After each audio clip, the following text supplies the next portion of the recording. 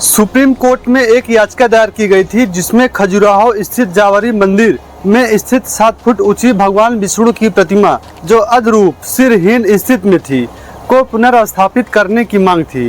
याचिकाकर्ता का तर्क था कि यह न केवल पुरातात्विक मामला है बल्कि यह उनकी धार्मिक आस्था का हिस्सा है और उसे अधिक वर्षों से असंरक्षित अवस्था में होने का अधिकार पालन नहीं हो रहा है। सुप्रीम कोर्ट ने उस याचिका को खारिज किया, यह कहते हुए कि मामला प्राकृतिक और संरक्षण की श्रेणी में आता है और आर्कियोलॉजिकल सर्वे ऑफ इंडिया यानी ASI को जिम्मेदार बताया गया। अदालत ने टिप्पणी की कि ऐसे मामलों में पब्लिसिटी इंटरेस्ट लिटिगेशन की प्रवृत्ति होती है, यानी कुछ याचिकाएं सिर्फ ध्यान पाने के उद्देश्य से ही दायर की जाती है।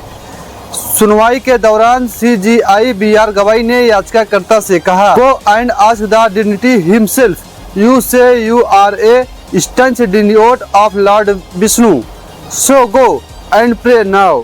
जाओ और देवता से ही पूछो, तुम कहते हो कि तुम भगवान विष्णु के कट्टर भक्त हो, तो अभी जाकर प्रार्थना करो। इसके साथ उन्होंने यह भी कहा कि मामला पुरातत्व संरक्षण के दायरे में है और ASI की अनुमति होनी चाहिए।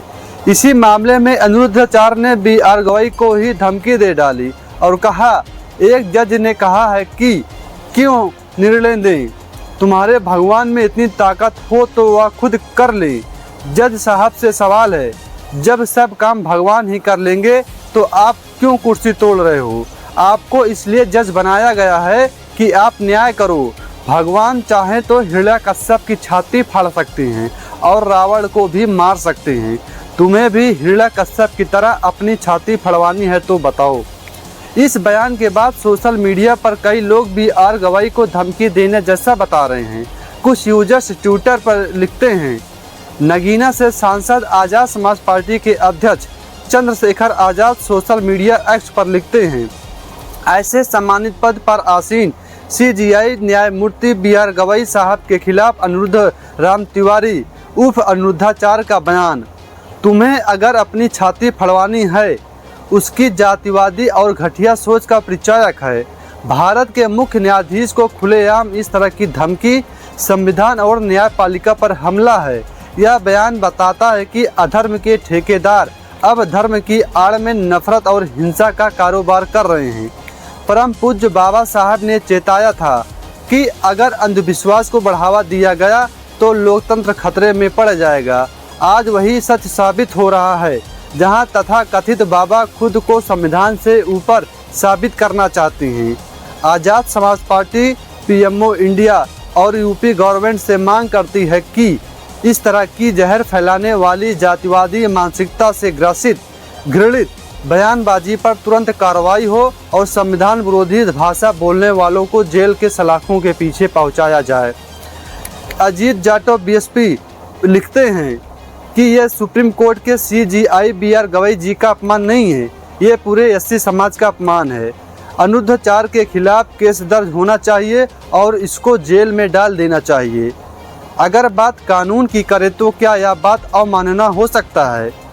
कंटेम्प्ट ऑफ कोर्ट एक्ट 1971 के तहत अदालत या न्यायाधीश की गरिमा को ठेस पहुंचाना क्रिमिनल कंटेम्प्ट माना जा सकता है। क्रिमिनल का कंटेम्प्ट तब होता है जब कोई न्याय के काम काज में बाधा डालता है या न्यायाधीश को डराने धमकाने की कोशिश करता है या उनके न्यायाधीश की निष्पक्ष निर्णय पर दबाव बनाना भी कंटेम्प्ट की श्रेणी में आता है। सुप्रीम कोर्ट की संविधान के अनुच्छेद 129 और 142 के तहत खुद संज्ञान सुमोटो लेकर कार्रवाई करने का अधिकार है। वह ऐसे मामले का खुद संज्ञान ले सकता है। इतना ही नहीं, अभी हाल ही में अनिरुद्ध तिवारी उर्फ अनिरुद्धाचार्य कथावाचक द्वारा युक्तियों को लेकर की गई विवादित टिप्पणी के बाद अब यूपी महिला आयोग की अध्यक्ष बबीता चौहान का बयान आया है।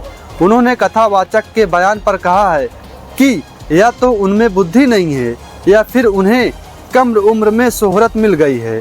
आयोग उनकी बयान का संज्ञान लेगा। मथुरा जिले स्थित वृंदावन के गौरी गोपाल आश्रम में कथावाचक अनिरुद्धाचार्य की ओर से एक धार्मिक आयोजन में दिए गए बयान पर विवाद गहराया हुआ है। अनिरुद्धाचार्य ने कथित तौर पर कहा है कि 25 वर्ष की अविवाहित लड़कियों का चरित्र ठीक नहीं होता। लड़कियों की शादी 14 वर्ष की उम्र में कर देनी चाहिए, इससे वे परिवार में अच्छे से घुल मिल जाएंगी। उनके बयान पर काफ़ी आक्रोश है। राज्य महिला आयोग की अध्यक्ष बबीता चौहान ने कहा है कि वो कथावाचक अनिरुद्धाचार्य की टिप्पणी का घोर विरोध करती हूँ। उन्होंने महिलाओं और बेटियों को लेकर बेहद हल्की बात की है। कोई भी इतनी गंदी और घटिया भाषा का प्रयोग नहीं कर सकता। व्यासपीठ पर बैठकर इतने बड़े कथावाचक ऐसी बात कर रहे हैं। वो एक पब्लिक फिगर है, उनको सुनने हजारों की भीड़ आती है, जिसमें 80% महिलाएं हैं। उसके बाद भी ऐसे शब्दों का प्रयोग कर रहे हैं। उन्होंने कहा कि या तो उनमें बुद्धि नहीं है या कम उम्र में इतनी शोहरत मिल गई है जिससे उनकी समझ नहीं आ रहा है कि उसका प्रयोग कैसे करें। वो अनिरुद्धाचार्य के लिए बस इतना कहेंगी कि विनाश काले विपरीत बुद्धि। कथावाचक अनिरुद्धाचार्य ने लिव इन रिलेशनशिप को लेकर विवादित बयान दिया। कहा, लोग फिर जल्दी शादियां करना शुरू कर देंगे क्योंकि अब लड़कियां लाते हैं 25 साल की। 25 साल की लड़की 4 जगह मुंह मार चुकी होती है। इस बयान के बाद उनके खिलाफ महिलाओं में गुस्सा है। हरियाणा के कैबिनेट मंत्री Anil Vij social media X पर लिखते हैं, कथावाचक और संत में बहुत अंतर होता है। हाल ही में कथावाचक अनिरुद्धाचार्य के कई बयानों पर विवाद खड़ा हो गया है।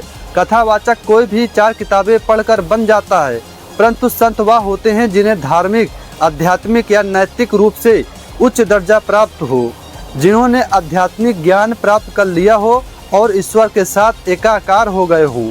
लोगों को कथावाचकों के बोली पर ध्यान न देकर संतों की वाणी पर अमल करना चाहिए।